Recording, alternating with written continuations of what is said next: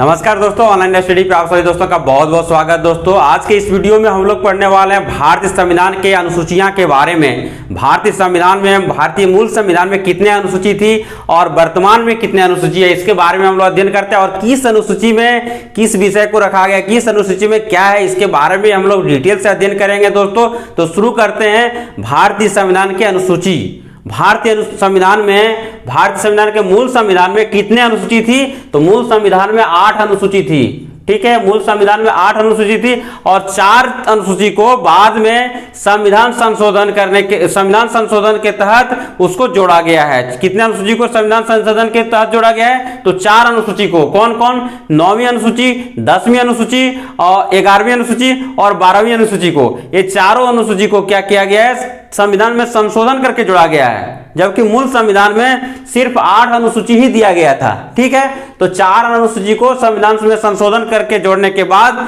अभी वर्तमान में कितने अनुसूची है? तो वर्तमान में अभी 12 अनुसूची है। ठीक है, वर्तमान में कितने अनुसूची है? तो 12 अनुसूची है। तो इन 12 अनुसूचियों के बारे में हम लोग विस्तार से अध्ययन करने वाले हैं। तो शुरू करते हैं पहली अनुसूची कि देखते हैं कि पहली अनुसूची में क्या दिया गया है। तो पहली अनुसूची जो है आपका, पहली अनुसूची में दिया गया कि भारत के राज्य एवं केंद्र शासित प्रदेश, भारत के राज्य के बारे में और केंद्र शासित प्रदेश के बारे में कि भारत में कितने राज्य हैं और कितने केंद्र शासित प्रदेश हैं। तो वर्तमान में भारत में कितने राज्य हैं? तो वर्तमान में भारत में जो है आपका 28 राज्य हैं। ठीक है, 28 स्टेट हैं और 8 जो है आपका केंद्र शासित प्रदेश हैं। केंद्र शासित प्रदेश कितने हैं? 8 हैं। ठीक है, केंद्र शासित प्रदेश कितने? 8 और राज्यों की संख्या 28। अगर के नए राज्यों का निर्माण होगा तो भारतीय संविधान की किस अनुसूची में बदलाव देखने को मिलेगा? तो नए राज्यों को निर्माण होगा या नए केंद्र शासित प्रदेश का निर्माण होता है, उस कंडीशन में पहली अनुसूची में बदलाव देखने को मिलेगा। ये जो है पहली अनुसूची में क्या है? भारत के राज्यों का सूची दिया गया है, भारत के केंद्र शासित प्रदेशों का सूची दिया गया है। अगर 28 राज्य से बढ़ के 29 राज्य होता है तो कहां पे बदलाव देखने को मिलेगा? तो पहली अनुसूची में बदलाव देखने को मिलेगा। अगर केंद्र शासित प्रदेशों की संख्या 8 से बढ़ के 9 होता है या फिर 8 से घट के 7 भी होता है, बढ़ने की स्थिति में या फिर कह सकते हैं घटने की स्थिति में, दोनों स्थिति में अगर बदलाव होता है तो वह बदलाव हम लोगों को पहली अनुसूची में देखने को मिलेगा। ठीक है, उसके बाद देखते हैं हम लोग दूसरी अनुसूची में क्या है।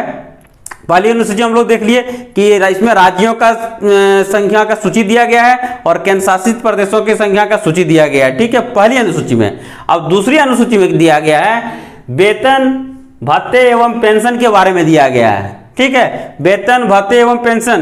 तो किसके वेतन और भत्ते एवं पेंशन के बारे में? तो वेतन, भत्ते एवं पेंशन जो है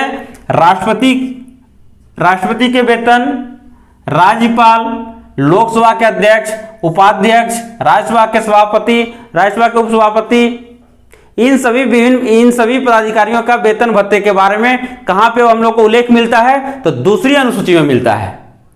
इन सभी के वेतन में अगर बढ़ोतरी होता है तो कहां पे बदलाव मिलेगा? तो दूसरी अनुसूची में मिलेगा।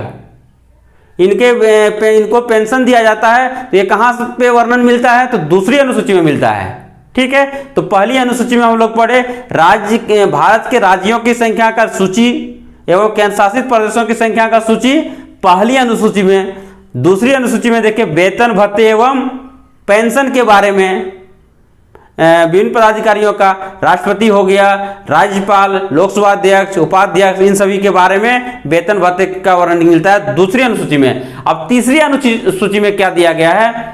तीसरी अनुसूची में दिया गया है शपथ। किसका शपथ?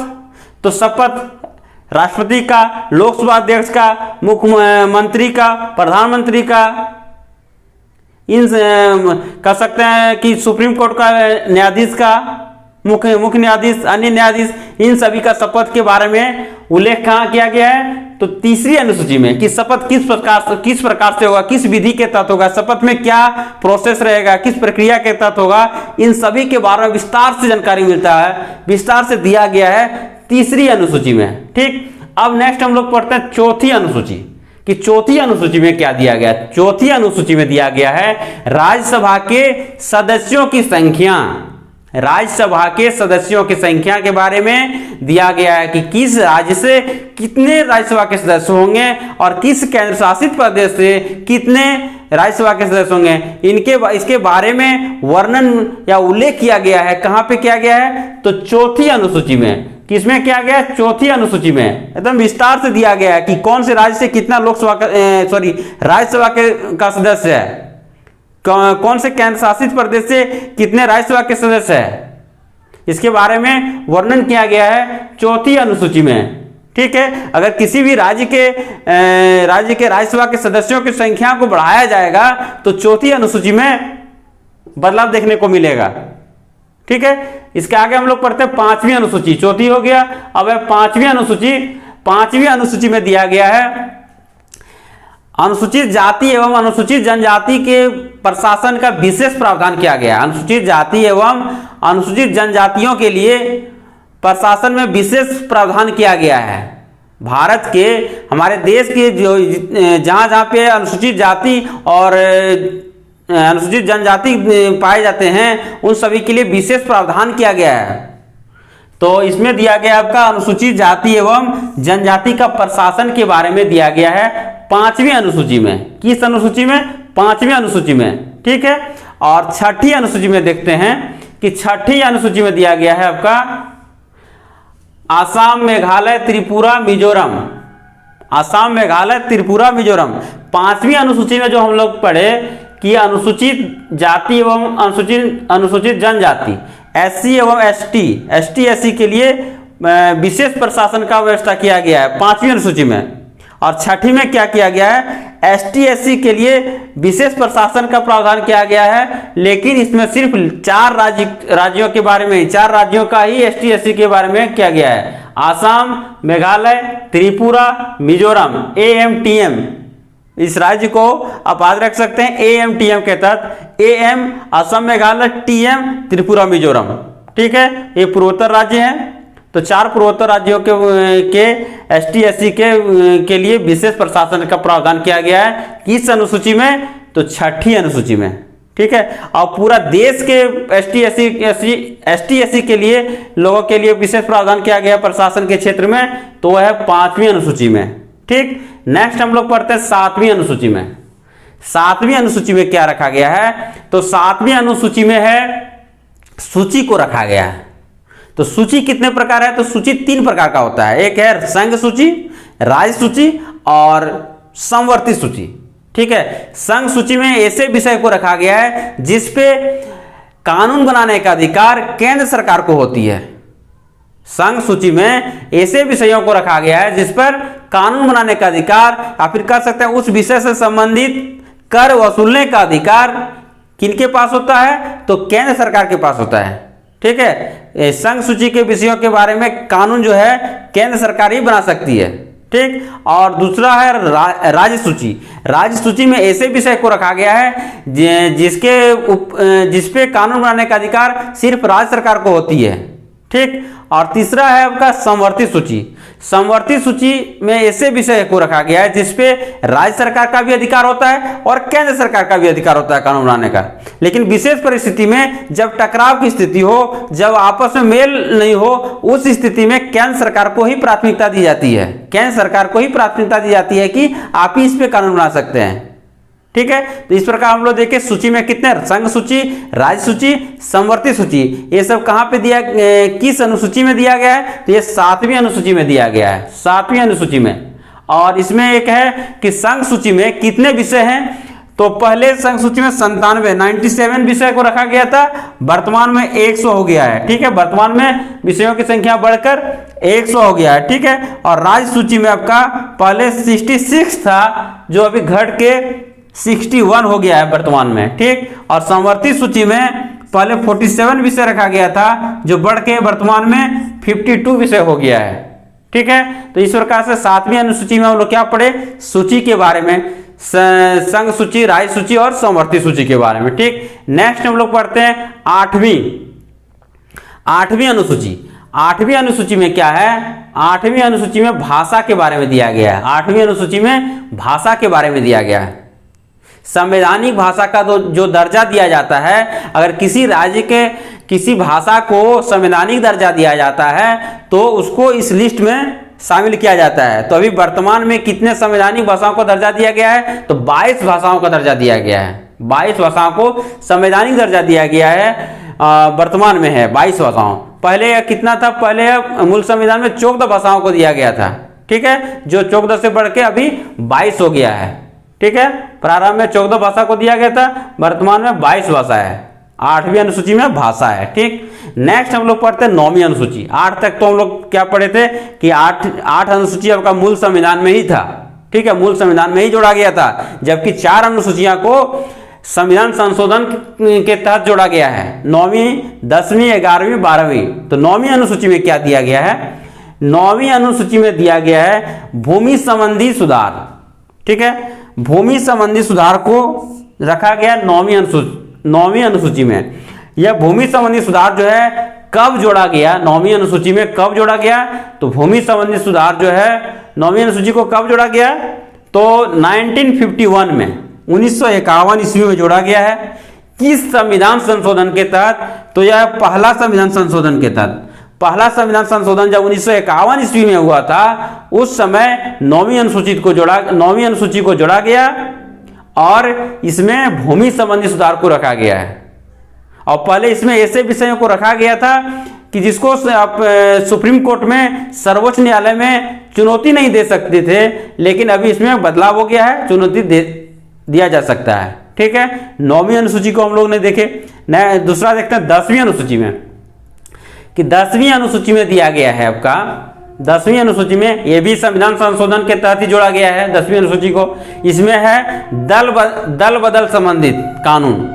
10वीं अनुसूची में क्या है? दल बदल संबंधी कानून दिया गया है। ये इसको कब जोड़ा गया है? तो 1985 ईस्वी में, 1985 में इसको 1985 ईस्वी में जोड़ा गया है। किस संविधान संशोधन के तहत? तो इसको 52वां संविधान संशोधन के तहत जोड़ा गया है, दल बदल संबंधी। इसमें ऐसा हुआ था कि 1985 के आसपास में किसी भी दल को बहुमत नहीं आ रहा था, ठीक है। तो बहुमत नहीं आ रहा था, इस स्थिति में क्या होता था, एक कैंडिडेट जो है अपना चुनाव जीतने के बाद दूसरे पार्टी बदल के दूसरे में चला जाता था, फिर दूसरे से बदल के तीसरे में चला जाता था। इस स्थिति में बहुत ही समस्या हो रही थी। तो जिसको देख के यह कानून लाया गया दल बदल का, कि आप अगर पार्टी चेंज करना चाहते हैं, पार्टी बदलना चाहते हैं, तो चुनाव के पूर्व ही आप बदल सकते हैं, चुनाव होने के बाद आप पार्टी नहीं बदल सकते हैं। यह कानून 1985 ईस्वी में लाया गया था, दल बदल संबंधित। और किस अनुसूची में रखा गया है? तो 10वीं अनुसूची में रखा गया है। किस संविधान संशोधन के तहत? 52वां संविधान संशोधन के, 52वां संविधान संशोधन के तहत। एकदम हमेशा क्वेश्चन पूछा जाता है, दल बदल संबंधी एकदम अक्सर पूछा जाता है, कितना बार पूछा गया होगा, हर एक एग्जाम में कर सकते हैं कि दल बदल संबंधी कब इसको जोड़ा गया? तो 1985 ईस्वी में। किस संविधान संशोधन के तहत? तो 52वां संविधान संशोधन के तहत। किस अनुसूची में रखा गया है? तो 10वीं अनुसूची में रखा गया है। बहुत बार पूछा गया, बहुत बार, ठीक है। नेक्स्ट हम लोग पढ़ते हैं 11वीं, 10वीं हो गया, 11वीं अनुसूची। 11वीं अनुसूची में क्या रखा गया है? 11वीं अनुसूची में रखा गया पंचायती राज को। 11वीं अनुसूची में क्या है? पंचायती राज, ठीक है। पंचायती राज जो है कब लागू किया गया? तो 1992-93 ईस्वी में। कहीं आपको 1992 मिलेगा, कहीं 1993 मिलेगा, कहीं दोनों मिलता है, ठीक है। तो 1992 भी सही है, 93 भी सही है, और 1992-93 ये भी सही है, ठीक है। तो इसमें ये चीज याद रखना है कि 1992 ईस्वी में पंचायती राज संबंधी जो है इसको प्रस्ताव पेश किया गया था संसद में 1992 ईस्वी में, और 1993 ईस्वी में यह पास हुआ, ठीक है। इसलिए 1992-93 दिया जाता है, ठीक है। और किस संविधान संशोधन के तहत?